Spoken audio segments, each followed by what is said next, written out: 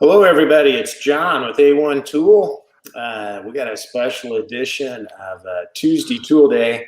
I realize it's Saturday, but when you got something this special to talk about, you go ahead and you get it out there. And today I have with me a special guest, good friend, John Videeen with Dent Reaper. And we're going to get him in here from his really cool studio and get to talking to him about what he has come up with. I'm excited about it. I know he is. He's put a lot of work into this. John, are you out there? How's everybody doing? You know what, John? Doing great. I got a notification that A1 Tools went live, and I can't hear you. So I'm going to turn off my headphones and turn them back on. Uh-oh. Can you hear me? And now I can hear you again. Sorry about that.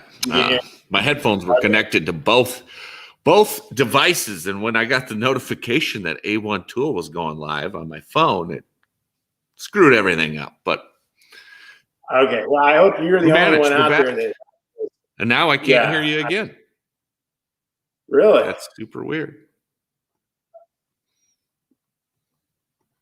That is not good. That's not good.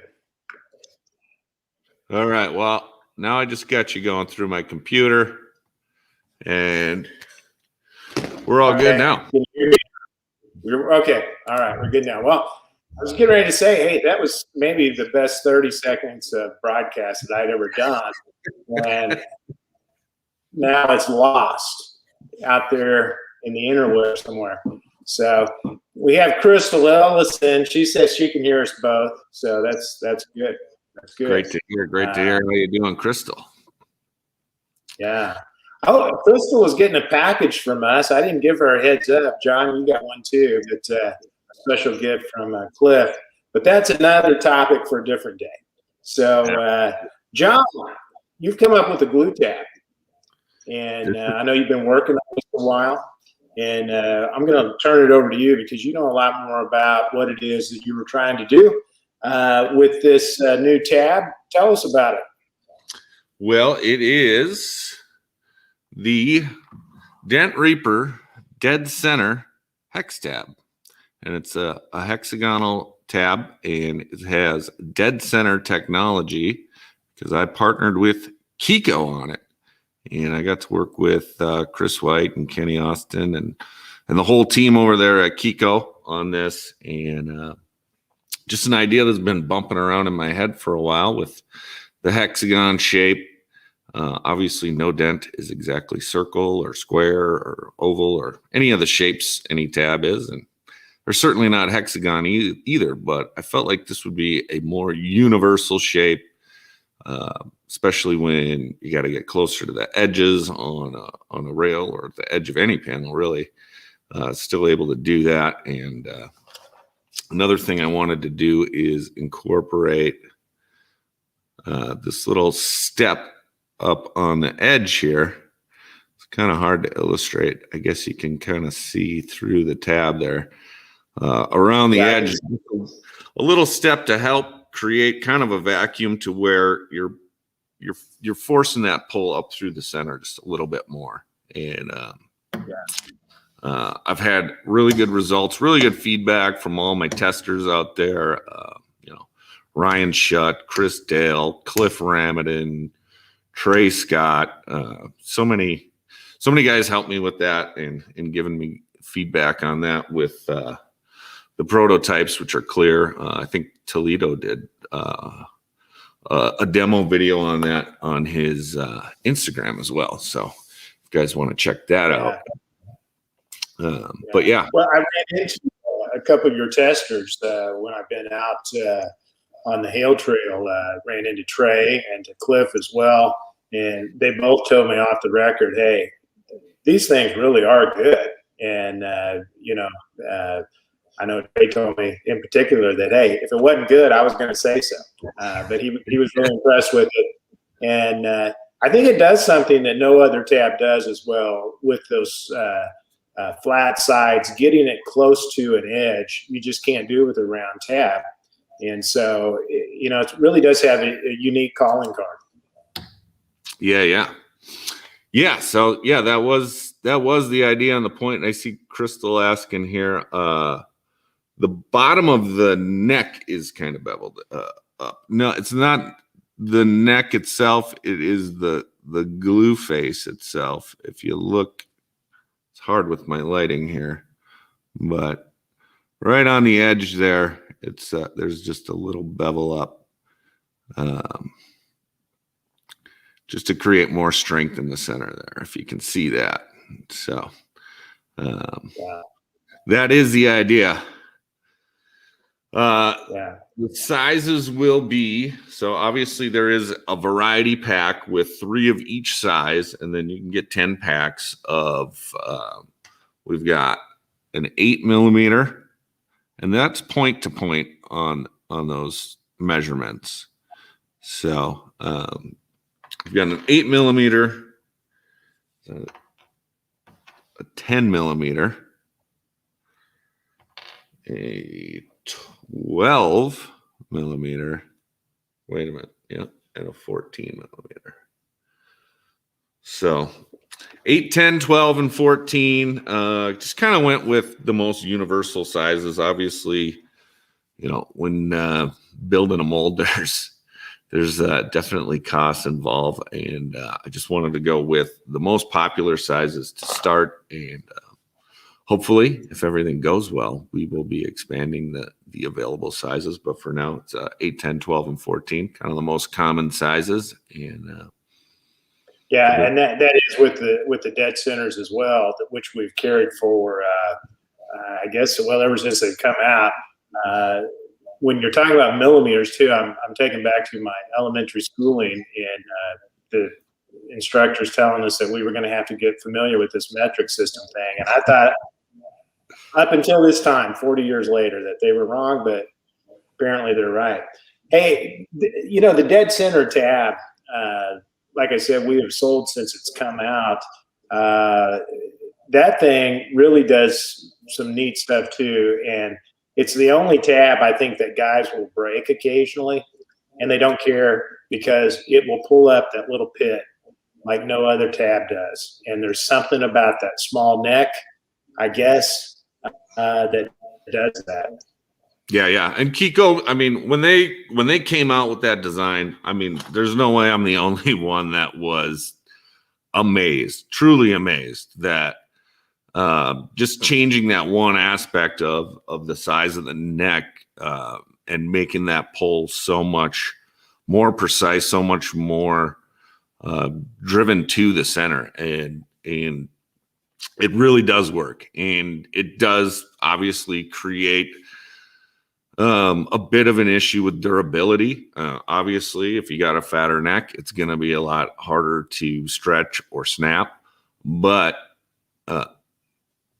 that small neck just gets the job done, and it's worth its weight in gold. And if you do break or stretch a tab every so often, it's still totally worth it, because instead of pulling 4 or 5 times, getting I call it the volcano effect, where you'll pull up that dent but it'll have that center pit still in the center, and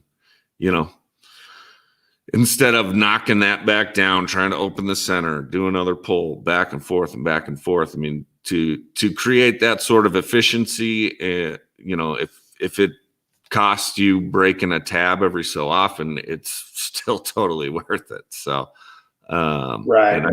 And that's been the feedback from technician after technician. A fat neck tab just won't do that. There's something about that dead center technology that can get that center up like nothing else will. And just to be clear, it's not like you cheated on the material quality. That's the best stuff there is out there. It really is. That ice material is really good stuff. So yeah. Now there were some rumors. I don't know. I just wanted to ask you about why I had you on here, that you began the process thinking you were going to do a 5-sided tab.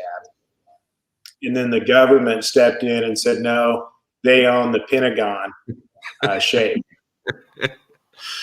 Yeah, I have not heard those rumors. I don't know where you heard that. All I'll say on that, John, is that I could neither confirm nor deny that that was a possibility. So Fair enough. Fair enough. Yeah. And so you went with the purple color. Any significance? I mean, I know the color is just an additive. Why'd you choose purple? I went through a couple different options, and some of those from when I started the process to when we were ready to begin production.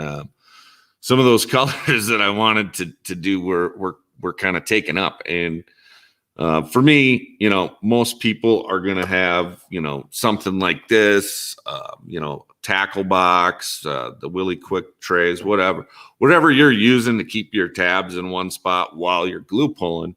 You look down and you know what they are based on color, and purple was just not taken. So, unless you go way back to the old Worth purple oval, I couldn't think of another purple tab out there, and I don't think anybody's going to confuse this with that. So, just to make it easy, so when you're looking for the tab you want, you know which is which, and purple is near and dear to my heart. I'm a Minnesotan, so we got Prince there, or the artist formerly known as Prince, and Purple Rain and such. You could dump your tabs out all over the floor and listen to Prince, or maybe you keep a pocket folder in the Vikes game and hope they crush the Packers there. So that's purple. Well, So, I was baiting. Yeah, I was baiting you, and I was just hoping you were going to take the bait. And you and I have had a lot of discussions about the Vikings in particular. That was my childhood team, and so anyway, it's not one that you see out there. So I think it's a great color choice. But loving the flat side of that hex, and that gets that stem closer to the center of the dent, and that's exactly where you need to be if you're going to get that pit up. So we're super excited to have these things. Like you've already talked about, you can get them in a variety pack, or they're 4 individual size packages as well. You can find those at pdrtool.com. I think maybe a link has been created on this broadcast where somebody can click on that. Of course, they can get them on your website as well, John, right? Absolutely. And, KECO, you can get them there, correct? And yep. I think other distribution is coming, but we always prefer you get it at pdrtool.com. John likes when you get it off his site. It's all good, though. It's all good. Yeah. We're glad. Yeah. So, anything else we need to cover here, John?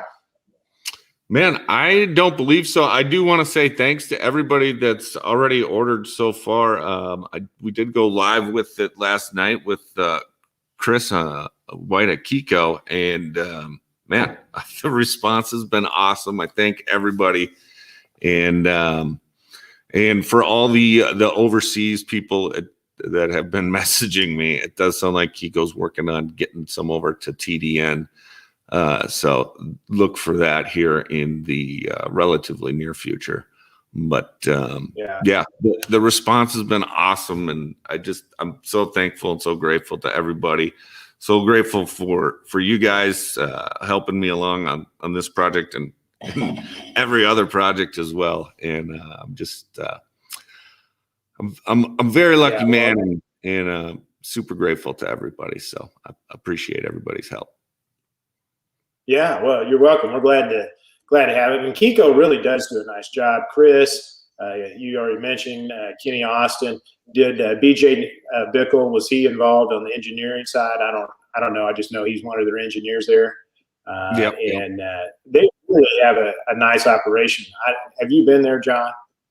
I have not been there in person, no. But just with talks over them, yeah. And I mean, they were 3D printing prototypes, and we're doing all kinds of crazy stuff. Things that me, as the small fry, things I could never pull off. And I was really fortunate. KECO was my first choice when I, had this idea that I would like to produce a glue tab, and who better to do it with than KECO, and being able to incorporate the dead center technology and all of their years of expertise and experience.